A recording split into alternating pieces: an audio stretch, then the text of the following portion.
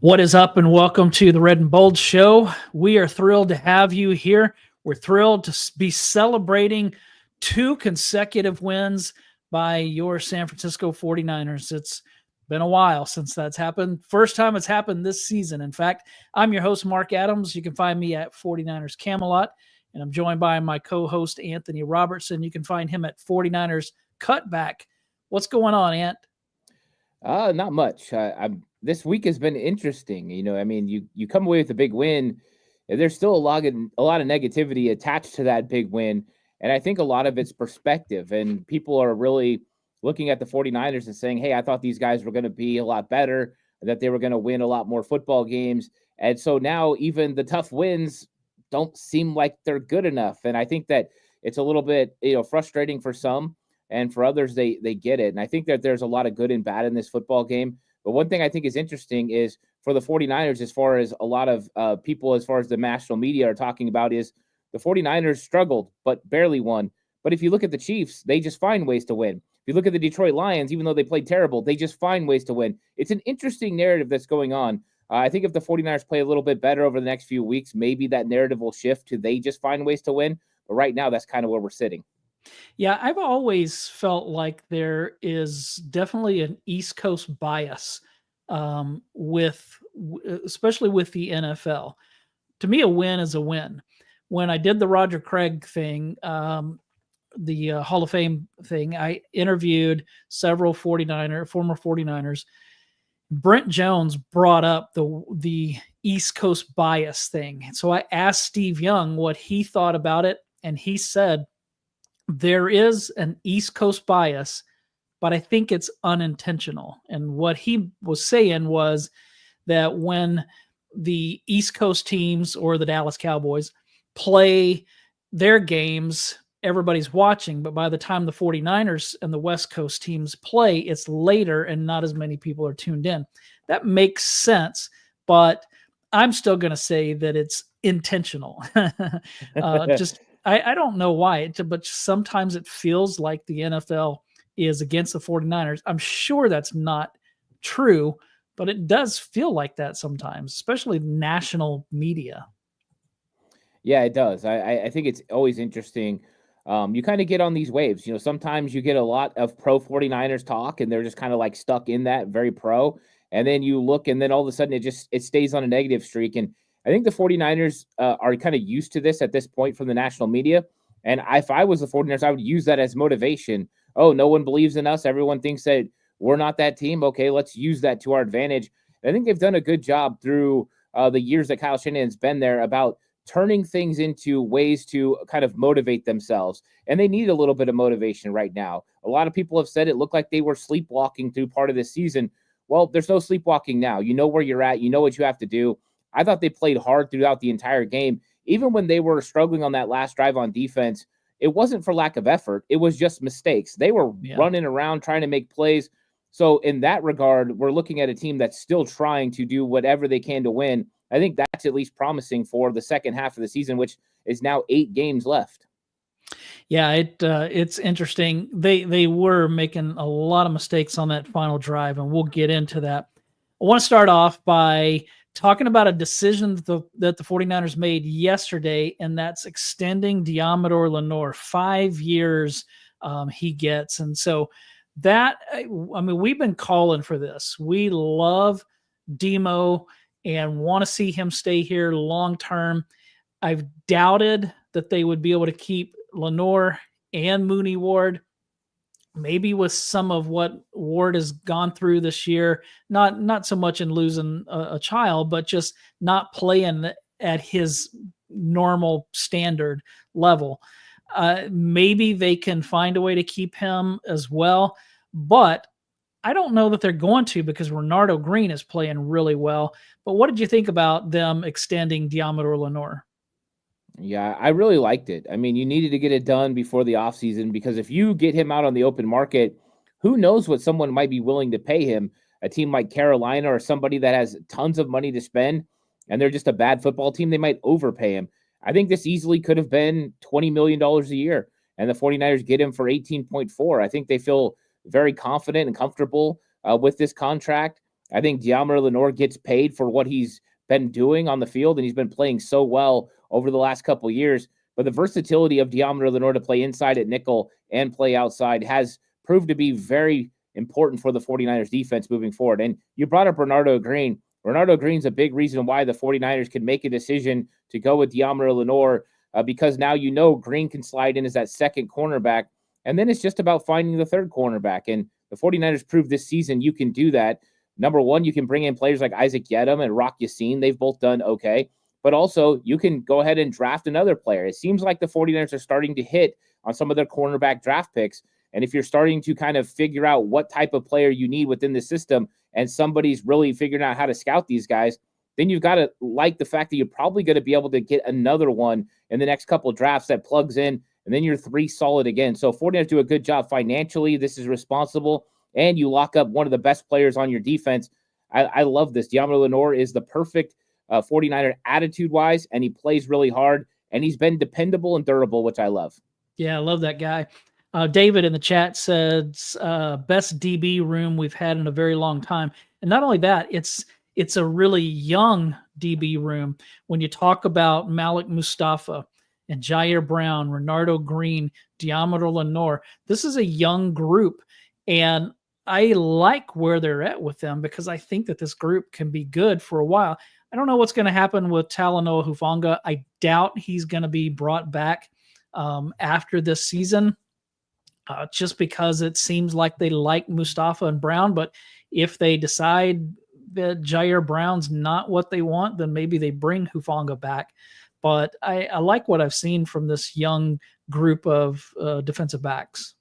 Yeah, they're getting a lot of experience really quick.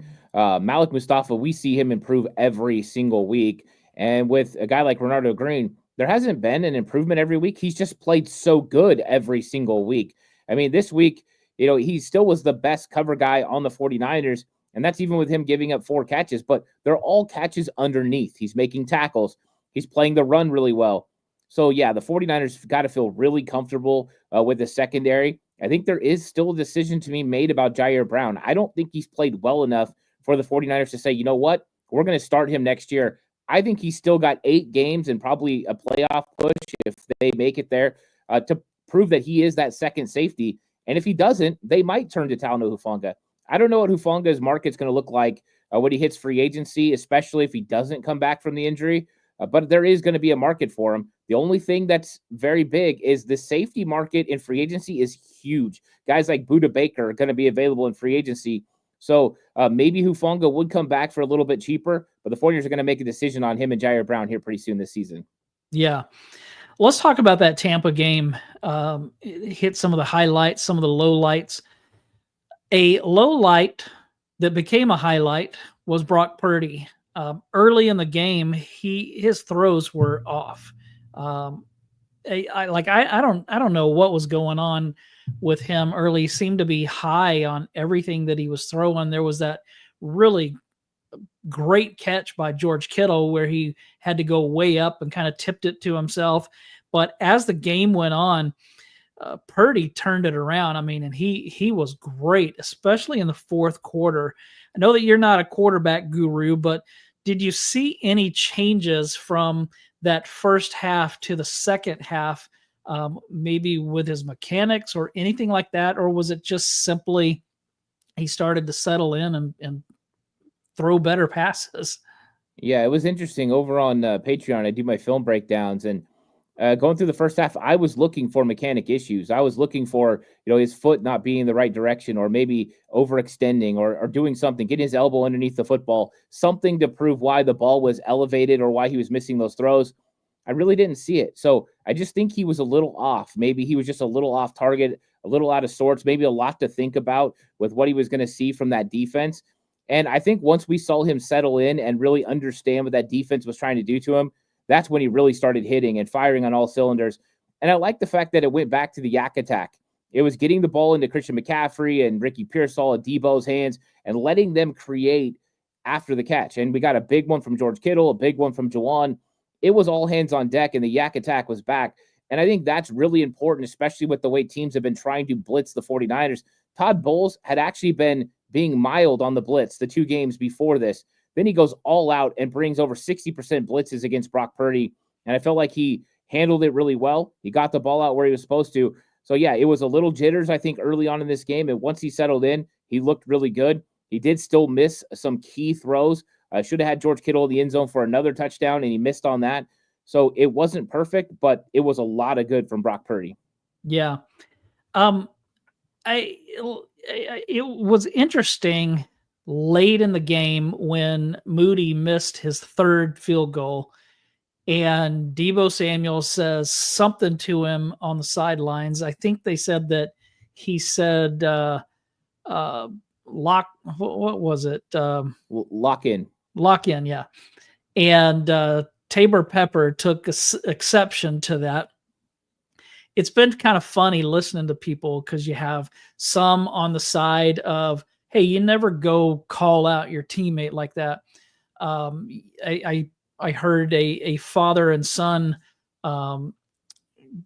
podcast team that you probably know who I'm talking about earlier today, who were just they thought Deebo Samuel was terrible to do that, and that was just a horrible thing. Then you have Richard Sherman, who's like, hey, everybody gets called out. That's just how it happens. Where do you fall on that? Because where I'm at is kind of like where Sherman's at, that it's just part of playing sports. I mean, if you make great plays, you make bad plays, and that's no big deal. But if you're kind of in a funk or you have the yips like a kicker might have or whatever, then sometimes you're going to have players come by and your teammates and say, hey, lock in, focus. Don't overthink this. Just play, just have fun, or whatever they say in those situations.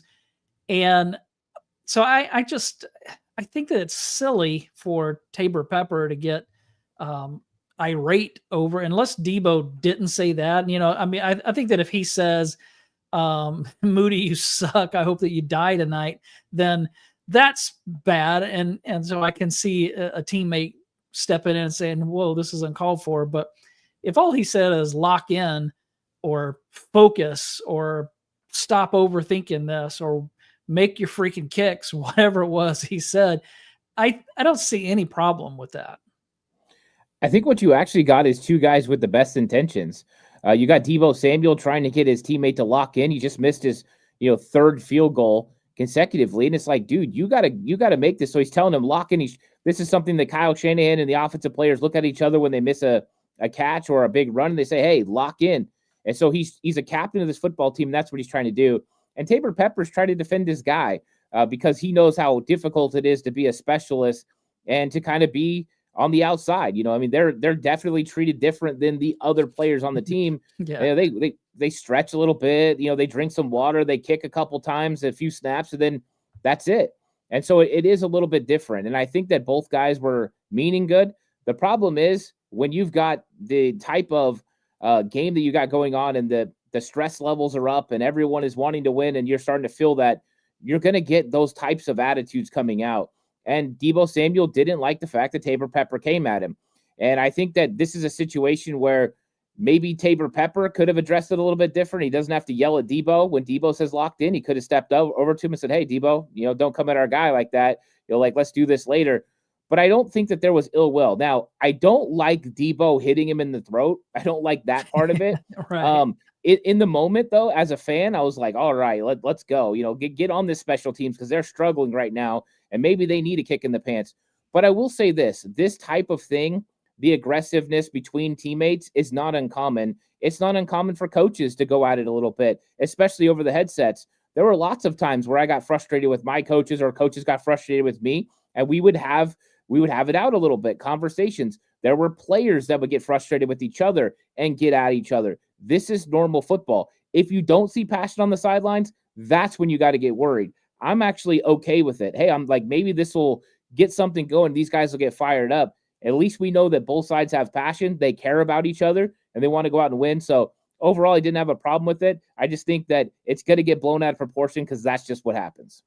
Yeah, that father and son podcast team said championship teams don't do this. It shows that Kyle Shanahan has lost the team. Did they forget about the Super Bowl when Travis Kelce put his hands on Andy Reid? I mean, that stuff happens. Jerry Rice said a few weeks ago, if we played like that, we'd be fighting each other. Jesse Sapolo on X said something very similar, that, hey, this happens. It happened to us. And so I think it's much to do about nothing, and I'm not concerned about it. Yeah, because think about this. In 1994, you had Jerry Rice versus Deion Sanders. Like, they were going at it all the time. And it was on the sideline. It was in the locker room. And you also had Steve Young talking about he wanted to have a fist fight with George Seifert on the sideline. And those types of things galvanized the team.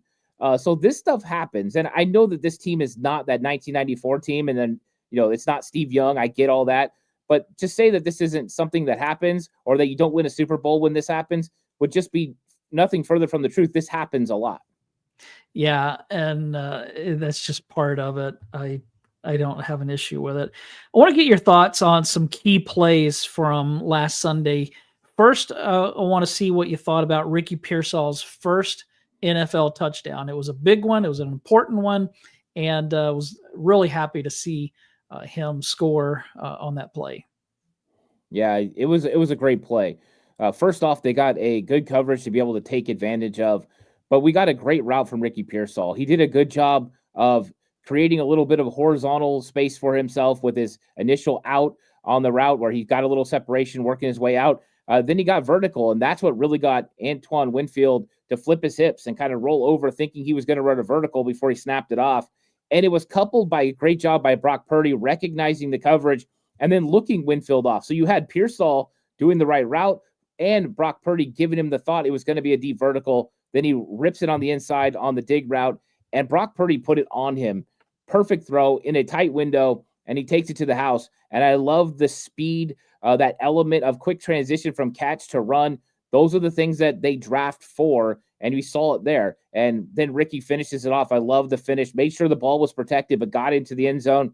It was just great all around, from recognition of Brock to route from Ricky Pearsall to finish from Ricky Pearsall. It was a really good job, and I love seeing Ricky get in there, and I thought that was a big moment for him and a big moment for the football team. Yeah. Another big moment was the muffed punt that surprise here. Darrell Luter Jr. was involved again. This time it didn't go off of his leg. He was pushed into Jacob Cowing. I don't blame Jacob Cowing at all. It's hard to catch a punt, period, but especially when somebody's being shoved into you. Now, the question is it legal for a gunner in that situation to push a player on the return team into the return man? Is that actually legal? Because they upheld it. I mean, the turnover stood. There was no penalty, anything like that. So that leads me to believe that that's a legal play. But I have had a number of people reach out and ask me, was that illegal? Did they miss this call? And I'd never really given that much thought. I know that you can't interfere with a return man on a punt like that, but can you actually push? I mean, is that legal to push somebody into the return man? Yeah, it is. It's legal. The thing is, Darrell Luter Jr., he can't be there in that position. You've got to let that guy go. If he's beating you to the spot, you got to let him go. Jacob Cowing was trying to fair catch the football. Just get out of the way. And that's one of the most important things for those guys that are out there blocking, is they got to know where they're at on the football field. You can't find yourself that close to the return man. And so I think this is a mistake by Darrell Luter Jr., and I think we've seen some mistakes coming from him over the last couple years when it comes to special teams. It's just a real struggle. And this is a situation where Jacob Cowing is going to catch a brunt of the impact of it too, because people are saying, why don't you just catch the ball? Well, it's really hard when Darrell Luter Jr. is right in your breadbasket and you're not able to get the ball. So it is legal. It's frustrating because Darrell Luter Jr. should have released that block a little bit early and avoided Jacob Cowing, and we would have had a fair catch right there, and the 49ers would have been able to start 1st and 10 with a chance to go up, a big way. I mean, they could have went up 17-3 with a successful touchdown drive, which would have changed that game so much. But it was a big mistake by the special teams again. So Josh in the chat says Luter has no field awareness, and that is part of the problem. That was the issue in the Super Bowl and again on Sunday. David in the chat said, love this channel, but please no more Kruger references. Morons. I don't know if he's calling me a moron or and I wasn't talking about Larry Kruger. That's not the father-son combo that I was talking about. Think about it. You should be able to figure it out. Father-son podcast team criticizing the 49ers. This is a pretty easy one. And Larry Kruger is not, Notorious has it. It was the Cones. I don't like to mention them if I don't have to. Next, the 3 field goal misses. Look, I throw out Moody's rookie season because rookie kickers tend to struggle. So I don't really look at that. Before this game, before his injury, he was kicking well. He was making his field goals. Obviously, this game was an issue. Do you have any concern about Jake Moody? Does he have a tendency to let things get in his head? A lot of kickers do. Or do you think that he's fine? Could that injury have been affecting him any? I know that the wind was a problem. It was going in all different directions and it was pretty unpredictable. So I'm sure that was an issue. And young kickers sometimes struggle with windy conditions like that. So where are you at on Jake Moody? Well, I think this one is tough because I don't think he was having a bad season. I mean, he'd only missed 1 field goal this year. It was a big one against the Rams, a 55-yarder. But I think that's kind of understandable. You start getting into that 55-plus range and you miss a field goal, and it's more understandable. Of course, you want him to nail those. But I think missing 3 in a row, you do start to question, what is going on with Jake Moody? And there's a lot of factors here. You brought up the wind. I heard some other people talk about that stadium, that it has sneaky wind and it makes it a little bit difficult. I've heard also, Jake Moody's coming off the injury, so maybe it was that played into it. He's just not all the way back. But the one thing I do know is I do have a concern now because I seen a kicker miss 3 straight field goals. Yeah. That's never a good sign. And No. 44 yards is a makeable length. This wasn't all 50 plus.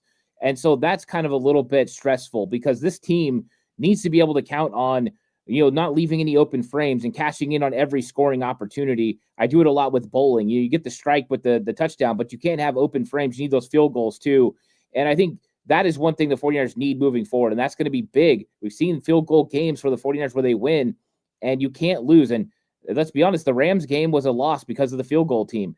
You could probably go to Arizona that way too. So this is a concern for the 49ers. Now, maybe Deebo Samuel got through to him. He's going to lock in now, and he's going to make field goals. But until he proves it consistently, I think every single one of us are going to go up there with the fear that it's going to be wide right. And I think that's frustrating. And I'm hoping the young guy turns it around because he does have a dynamic leg and the ability to change games. We just need him to lock in.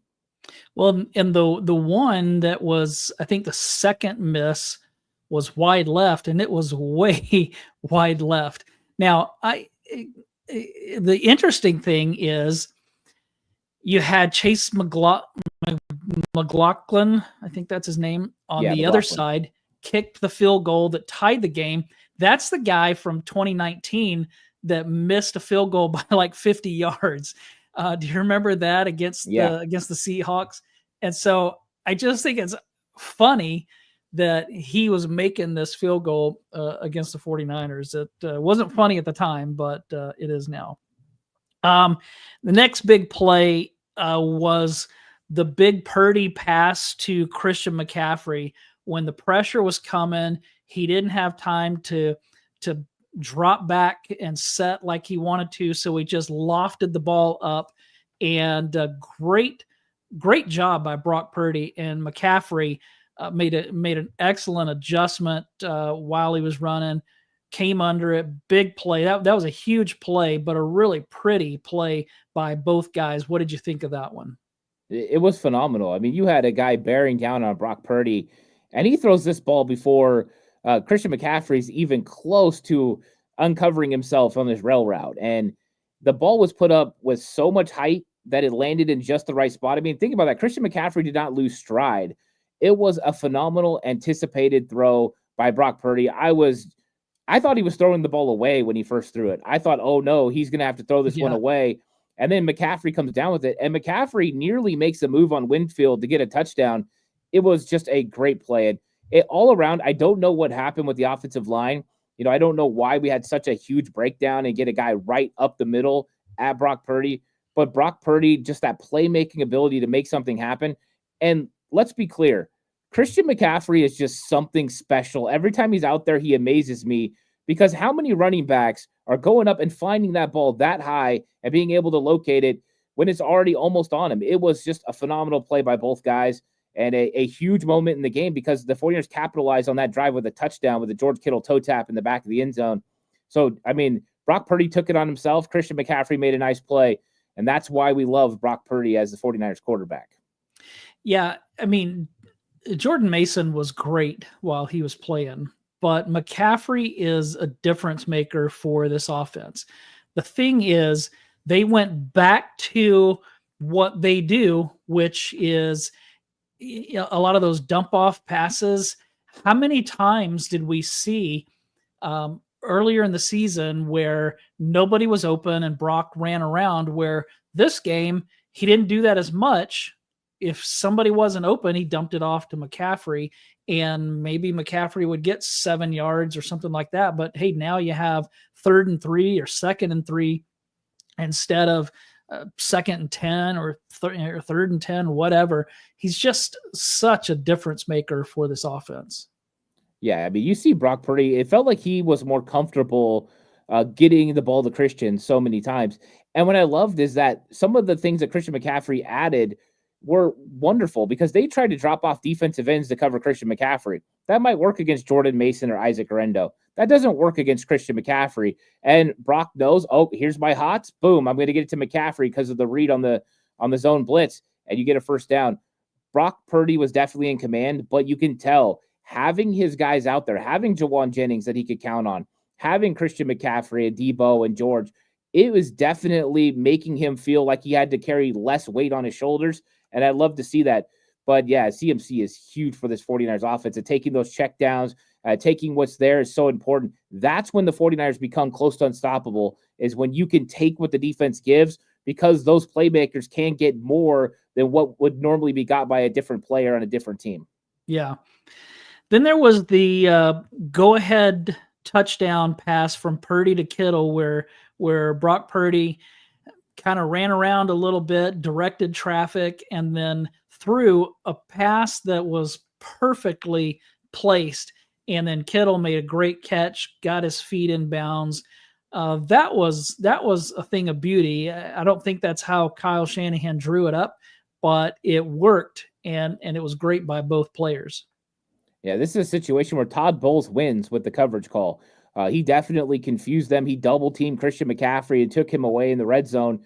But Brock Purdy had plenty of time. And then when Purdy finally started rolling to the left, got to give credit to George Kittle for finding space, not just with his moves, but also his body, using his arm to extend, getting some room. And then Brock Purdy makes what a throw. You're rolling to the left, resets himself, and throws it 30 yards on a dot and hits George Kittle where he has space to get his feet down. It was great for all parties involved, and that's what happens when you have playmakers. They can overcome a mistake, where Kyle Shanahan didn't have the best play call for a really good call by Todd Bowles, yet they're able to overcome it. And that's why we're still hopeful that the red zone offense is going to get better, because they're not all going to be like Todd Bowles and guess right. Sometimes they're going to guess wrong, but when they do guess right, you've got playmakers that can make it happen anyways.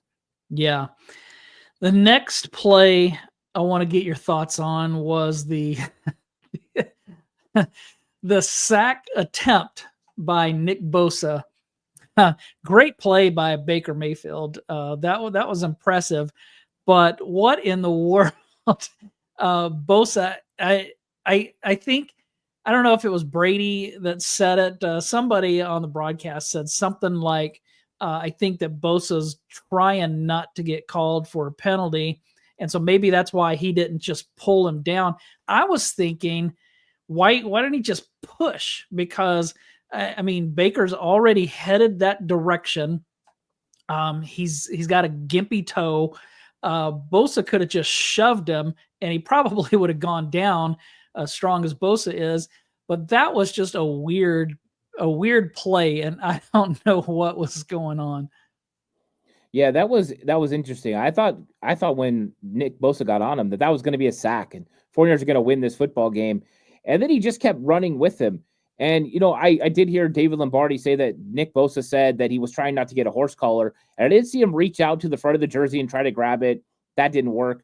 But I don't understand why he didn't just yank down on the arm. So what we used to teach our guys is that when the guy throws a stiff arm out there, reach out, grab the arm, and pull it straight down. It was a good way to stop the stiff arm. And you're how big? 265 pounds. Yeah. Reach and grab and pull down the arm. If you drop your body weight, it's not a drop down tackle. It's not illegal. Drop your body weight. At worst, he slips out of your grasp, but it completely changes momentum. He's not going to be able to turn and throw before somebody else gets there. To me, I don't understand what he was trying to do. I guess he's trying to push him out of bounds, eventually ride him to the sideline. But it just didn't work. And I wish he would have just pulled down on the arm because I think it would have been a sack and the game would have been over. Yeah, that was frustrating, but you have to tip your cap to Mayfield because that was a great play. Then just when I think, oh man, the Bucs are about to score and take a 4-point lead, and the 49ers are going to get the ball back with 40-something seconds left and have to go all the way down to score a touchdown, which probably wouldn't have happened. Then Evan Anderson comes up with a big stop at the goal line. How huge was that play? It was big, and he needed it because he just got an illegal hand to the face, call a couple plays before that. And the 49ers were reeling from penalties. They were getting in their own way. And then you get Evan Anderson, who makes a great move and a good play. It was fantastic. I mean, Bredesen, the guard, is literally just holding him from behind as he's making that tackle. That was huge. And we saw big plays from a few 49ers defenders, but Evan Anderson came up big right there. It was nice to see Kalia Davis in this game and Evan Anderson make plays when they needed to make plays. And I thought that the trade for Khalil Davis actually might have lit a fire under those guys behind. It's like, hey, if you don't do something, you're not going to be on this team in a couple weeks. So I thought it was good. And yeah, Evan Anderson needed to come up big, and he did, which was good to see because he had actually gotten hurt earlier in the game. I seen him hurt his hand. So for him to be out there and making an impact right when they needed him. And how about the trust in Chris Kasarik? Having Evan Anderson in the game in that situation in the fourth quarter, it just goes to show they have a lot of confidence. Probably why they were willing to release T.Y. McGill off the practice squad. They know they've got plenty of talent at defensive tackle now. Yeah, and we talk a lot about how great this rookie class is, but Evan Anderson, even though he wasn't drafted, he's been part of that class and he's played well. Did you see Khalil Davis play much? Because I don't remember seeing him out there. Yeah, he didn't play much. I did see some of his plays. A lot of getting upfield very intensely, not really making anything happen, but you could see the burst and some of the athletic ability that I'm sure they like. Getting pushed around a little bit, and I think that's the norm for a 49ers defensive tackle, it seems like. And so I think he could be something, but we definitely didn't get to see a full rotation of him. So I'm curious what they do in the future. But we did get a first look at him. It wasn't great, but I did see the first step get off and some of the penetration that I know they love. And I'm guessing that he'll fit in nice once he gets used to Chris Kasarik's system. Yeah, I did like on that last drive, even though they kept committing penalties that were hurting themselves. I liked how Nick Sorensen was calling that final drive. He was pretty aggressive, really coming after Baker Mayfield. And I liked that. I was glad to not see him backing off so much and being passive. I liked his aggressive play calling on that drive. Yeah, they were after Baker Mayfield the entire drive. There wasn't a play where it felt like Baker felt comfortable in the pocket. They were bringing blitzes. They were coming after him. They were putting the onus on Tampa Bay to win. And unfortunately, penalties got in the way. But I love the aggressiveness from Nick Sorensen. I thought he did a pretty good job in this game. I think there were a couple of drives here and there where, yeah, they did a very good job against Sorensen's defense and moved the ball consistently. But you look at when they needed to slam the door. They took the lead 2017. The defense came out and got a 3-and-out. And an opportunity for the 49ers offense to come and put that game away. You look at down the stretch, bending and not breaking, even though they got all those penalties and all the momentum going against them, they still were able to get the stop. I thought he did a good job. And just like you said, I love the aggressiveness. an aggressive style. Hey, we're not gonna sit back and just let you, pick us apart. We're gonna go make you beat us. And I like that mentality. Yeah. A few players that I was proud of there at the end of the game. I was proud of the whole team, but three in particular. On that final drive, of course, you have Jake Moody. Nick Moody was the former linebacker, but Jake Moody making the game winner. Really proud of him for that after missing 3 field goals. Ricky Pearsall had a couple of big catches on that drive. And then Juwan Jennings, good grief. He's so good. And you know what? He's really smart. I mean, this guy of all the 49ers receivers, he might be the smartest one. The way he plays, he's just so heads up. And, there was the play where he caught the ball, looked like he faked like he was going out of bounds and then kept going, but he actually stepped out of bounds. Then there was the big one where he didn't go out of bounds. And I'm thinking, oh gosh, what's going on here? But that was huge because it made the field goal a lot more makeable. Yeah, I mean, that's the difference between 50 and 44 is him getting those extra yards. He's phenomenal. And, I think a lot of people probably forget that Juwan Jennings used to be a quarterback. So Juwan Jennings has that mindset of how to approach a game.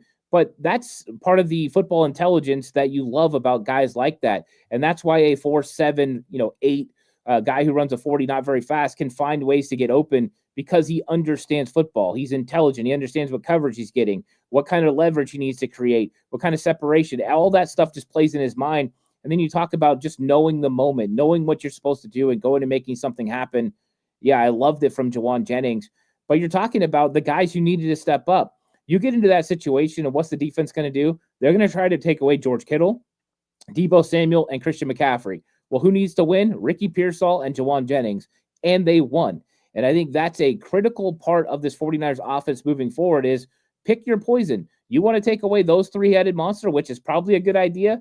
That's okay. We've got 3rd and Juwan. And in case you forgot, we've got a first-round pick in Ricky Pearsall that he's pretty good too. And I love the way that Ricky battled through that defensive contact and was able to get to the middle of the field and get the catch and get the first down. And he's the one that originally got them in field goal range because he worked through it. And how about, let's give the credit to the offensive line on that play. They held their water. Brock Purdy had all day to wait for Ricky Pearsall to get all the way through that route and then deliver a good football. It was a team effort. And that's what I loved. When it came down to that stretch, it wasn't like they didn't bring pressure. They tried. But the offensive line and George Kittle picked it up. Christian McCaffrey picked it up. And they did such a good job of giving Brock time that the 49ers, it wasn't drives of old where they would just bury down the 49ers. They couldn't get anything off. We marched right down the field, field goal range, 41 seconds, no problem. And then Jake Moody, you got to give him credit. When the moment was the biggest, he made the kick. And so that's at least keeps you hopeful that he can be the guy that we need him to be. David in the chat says Jennings is definitely underpaid. I would agree with that. Notorious said Jennings' fumble recovery saved us for sure. That was a huge play. Mr. Corey said, and remember, Juwan Jennings was once on the practice squad. So, I love that guy. He's one of my favorite players. Well, the 49ers are 5-4. They won 2 games in a row for the first time this season. We mentioned that. And now they host the Seattle Seahawks, the hated Seattle Seahawks. Arizona, they just keep on winning. Didn't really see that coming, but they're good, and I think that their number 1 draft pick has not even played this year, if I remember right. So let me ask you, do the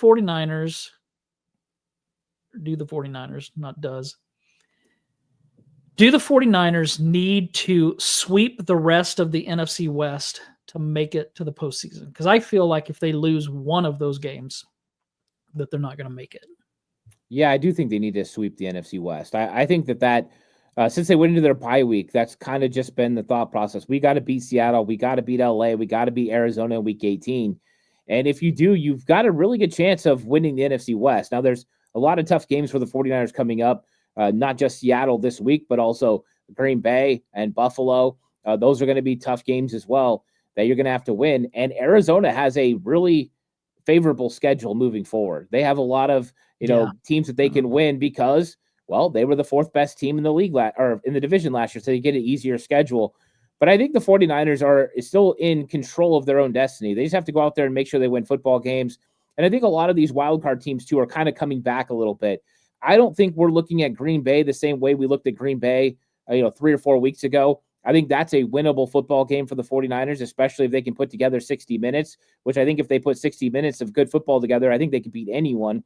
So I think that is a winnable football game. So I think that they can still get it done. But, yeah, they need to sweep the NFC West, and they need to make sure they take care of business when it comes to that. And, hey, maybe Arizona will falter on a couple of games, and that'll help the 49ers catch them. Going back a little bit, I see a couple of things here. Notorious says Colton McKivitz is our most improved player. I will die on this hill. Yeah, you've talked about that he's really played a lot better this season. And then he asked the question, was this Dominic Pooney's best game as a 49er? Well, I do think Colton McKivitz has been a lot better this season. And, this is something that they needed to have happen. They showed a little bit of confidence giving him, the new contract, and he's went out there and I think he's proved it. This game against Tampa Bay wasn't his best. That's for sure. He wasn't as good when it came to run blocking. But I think what we've seen is a more consistent Colton McKivitz. And that's exactly what you're hoping for. And so consistency at right tackle is important. And I think Dominic Pooney is probably a big reason why you're seeing a little bit better Colton McKivitz. You have a stable right guard there who can handle business. There's no reason to give him help. He just handles his business. He hasn't given up a sack this season. He gave up 2 pressures in this game, but continues to not allow anyone to get to Brock Purdy, which is important. And I think right now you look at Dominic Pooney, and I think he is one of the top, 6, 8, offensive guards in the league, and that's saying a lot. I think that was a huge pickup, and I think it has helped the entire offensive line. Even this week with Colton McKivitz and Jake Brendel not playing particularly well, the offensive line still did enough to win. And I think it's because you got guys like Pooney and Trent Williams that kind of balance the level of what's going on the line. Josh in the chat asked thoughts on Nick McLeod pickup. Special teams? I think it does have special teams effects. I think they've had 2 signings this week now. They signed a punter today that are going to have some special teams effects. McLeod is a good one because he's got starting upside too. I mean, the guy started games for the Giants and he's made some plays. So this isn't a guy that in a pinch you couldn't put in the game and expect him to play well. This could be a situation where you see him get elevated for special teams, but also be available, because I think if he's elevated, probably a guy like Darrell Luter Jr. will be inactive for the game. So McLeod is a young guy too, 26 years old. He's a guy that wants to prove that he can play well, but he wanted to play for a contender. To me, I like the signing a lot. And the fact that you got him on the practice squad, I mean, that's a great move for the Niners. So I'm curious to see what they do with them. I think it'll be special teams early, but if they needed to call on him to go out there and play some snaps, I actually feel pretty comfortable once he's, understands this defense, that he could go out and execute at a higher level than what we've seen from like a Darrell Luter Jr. in his play so far. We're hoping Darrell Luter Jr. is going to get better because he's a young player, but McLeod's pretty young too.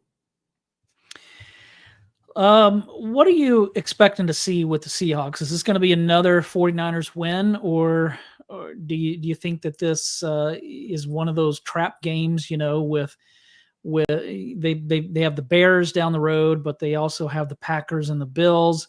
I don't think a division game is probably not usually a trap game, especially the Seahawks. But could they be looking ahead any? Could they, or do you think they're going to be locked in and really focused on beating the Seattle Seahawks? Yeah, I think they're going to be locked in. You don't have the luxury of looking ahead.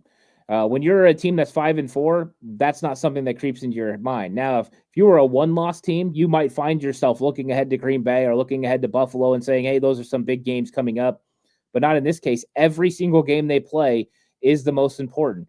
And with Seattle, you're going to get up for that one. There's Diamo Lenore is going to be talking his trash to DK Metcalf, and you're just going to get a lot of the rivalry conversation. Nobody wants to lose a game at home to Seattle. So I think they're going to be up for this game. They know what it means. And they can start putting some distance between them and the player and the teams behind them. Put distance between them and Seattle. Put distance between them and the Rams. So I think it's important for them to win this game. And once they do, they could improve to 6-4. A 3-game winning streak for the 49ers headed into Green Bay is a good situation to be in. And that's when you're starting to get in the mix for the wild card. A lot of people have just been talking division because wild card hasn't seemed likely with how some of the other teams have played. But now those teams are starting to come back a little bit. And if the 49ers can make up ground, that would be huge. But it starts with Seattle. And I think the 49ers are going to be motivated to beat them. They have to beat the Seahawks. They have to beat the Bears. If they could split the Packers and the Bills and win one of those, then I think that would be huge. They could very likely, well, maybe not likely, they very well could lose both of those. They have what it takes to win both, but if they could at least split those two, I think they'll be in good shape. If they can go 3-1 over the next 4, they're in good shape for sure. Yeah, I mean, I think they set themselves up. I mean, if you beat Seattle and you go in and you knock off Green Bay, now you're playing with house money. You go let it all hang out against Buffalo. And if you get a win, well, then now you're sitting in the catbird seat. Now you're feeling really good. You're 8-4. You've changed the entire fortune of your season. Now you're not done. You still got to go beat the Bears, but you're sitting in a good position to where it's not division or nothing. You have an opportunity to really get into the playoffs. So it's going to be important. I do think Green Bay is more winnable. I don't think Buffalo is the juggernaut that maybe a lot of people thought they were. I don't think that defense is great. And so I think it gets carried by the offense. If the 49ers offense can start playing so much better over the next 2 weeks, imagine a shootout between the Buffalo Bills and the 49ers offense. And then it comes down to which defense is a little bit better, or maybe special teams, which is scary, but which defense is a little bit better. And maybe the 49ers could eke that one out. And that would be a big win. If you could go into Lambeau and win and then into Buffalo and win, you got to feel like you're back as a San Francisco 49ers football team. Yeah, Notorious makes a good point, though. He says Seahawks coming off a bye week. So that is going to be difficult for the 49ers. But they're at home. They ought to beat the Seahawks. And great stuff. Anything else you want to add before we take off? I just want to answer this thing from Josh. He said DK trending towards playing. And that is the overall word, that he's going to be practicing limitedly this week. With a chance to play in the game on Sunday. So it might be a full strength Seattle Seahawks coming off a bye. I will say Dallas was coming off a bye as well. That didn't work out very well for them. But a rest advantage for Seattle could play a pivotal role in this game. We'll see. But the 49ers aren't that far removed from a bye either. So I don't think it makes that much difference. But we'll see. DK should be out there. But for whatever reason, I don't really fear DK. I mean, he's going to get a couple catches. He's going to get a little bit of yards, but he's not the game changer that he used to be against the 49ers cornerbacks who have played him very well over the last couple years. Yeah, I don't. I'm kind of like you. I don't fear him. He's good talent, but I don't fear him at all. So